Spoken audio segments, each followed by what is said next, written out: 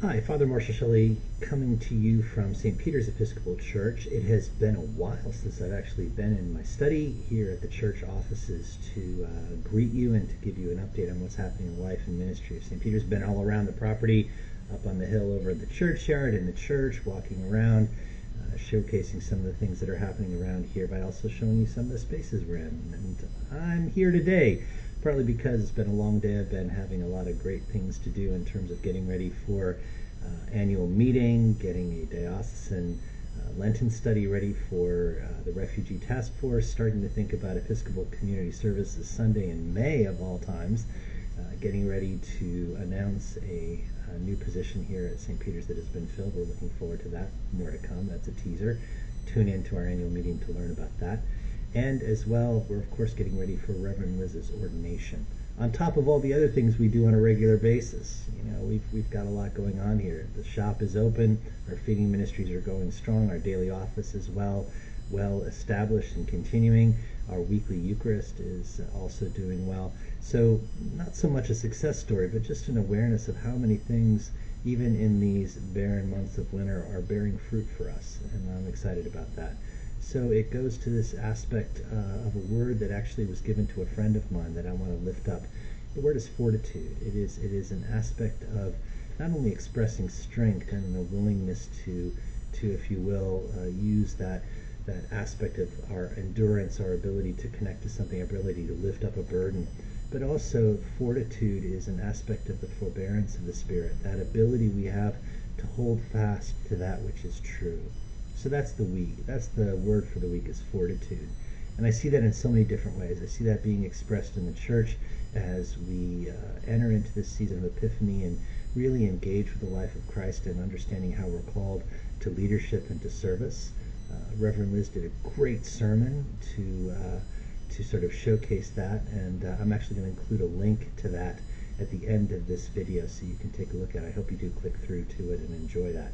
But it was really kind of a remarkable thing. So I'm going to actually reframe this with a story about this past weekend.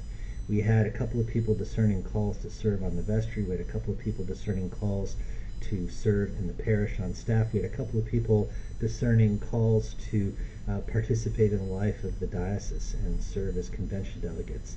And of course, we're always looking for people to participate in our ministries.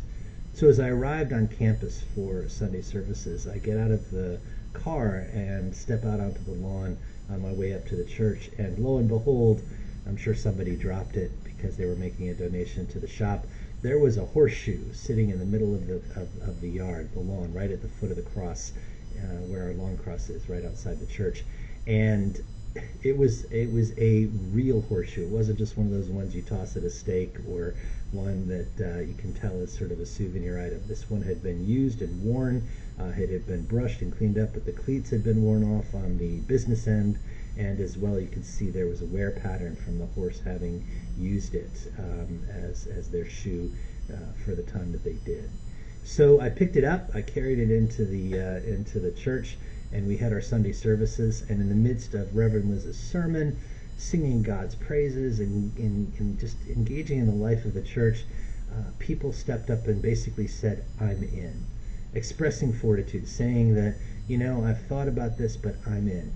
And I'll point to Reverend Liz's point straight up, that what is it that you can let go of? What can you cast down so that you can take up the net that Christ is calling us to do, to become fishers of people and follow Him? Someone who hasn't come to church in a long time was back in church and was there specifically to hear her preach and got that good word from her. It just felt full, that aspect of a tree that really we were waiting for something to blossom on, instead really bearing full fruit in the moment. And I'm very filled with gratitude for that. I mean, this is just a real sense of really seeing and respecting the fortitude of this parish. And it is an honor to serve it, to welcome you home to St. Peter's, and to ask you to be a participant in all that's going on. Of course, if you're seeing this because you're looking at our e-news, you're going to see a whole bunch of stuff below the line that'll point you to the elements that are going to be publishing soon with regard to the annual report, the slate of candidates, the things that are happening in the life of the church that sum up 2022 and point to 2023 But really, the heart's core is just really embracing and celebrating what it means to experience the life of Christ in this place. Wherever you are in your journey as a member of your church, I hope you're experiencing that as well, that sense of finding a deeper fortitude in yourself so that you can connect to and support the fortitude of your community of faith. For now, please like and subscribe, hit the bell for notifications, and of course, know we are always happy to welcome you at St. Peter's, but if not at St. Peter's, your own community of faith. Bring that strength that you have inherent within you, entrusted to you by God, and express that as you move forward in Christ. For now, take care and God bless. We'll see you soon. Bye-bye.